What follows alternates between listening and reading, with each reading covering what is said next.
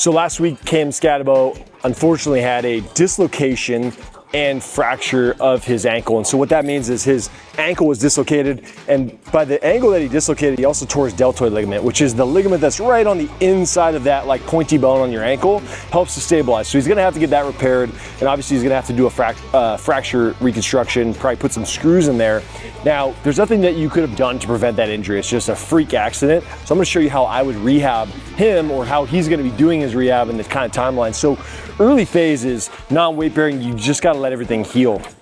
Once everything's healed, you're gonna start by doing progressive isometric loading. So it might be as simple as just having someone manually push, or having a band that kind of like tries to pull me in, and I'm just working on stabilizing and working this ankle in 4 ways, right? It might be forward this way, it might be pushing down isometrically, pushing in. So I'm gonna get a 360 degree, trying to get some more load into the ankle and work on it progressively over time. Then I'm gonna work on some sort of dynamic strengthening. So I'm gonna start to work on simple calf raises, maybe put a wedge under my foot. I'm gonna do inside, outside.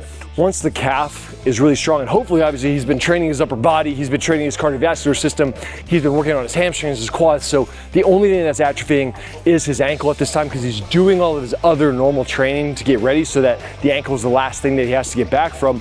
And then once the ankle is really strong, it can tolerate, then we're gonna work on plyometric progressions, work on cutting, right? Small first, predictable movements, and then we start to work on randomized stuff that's gonna more closely simulate what he's doing in his sport and the demands, because when he cuts and plants, it is a lot of force. So we need to get him in the rehab clinic all the way back up to all of that force that he's gonna feel when he cuts and plants and changes direction. And so just being able to do like some light jump roping or like side to side is not gonna cut it for a guy like Cam. So he's gotta work all the way back up.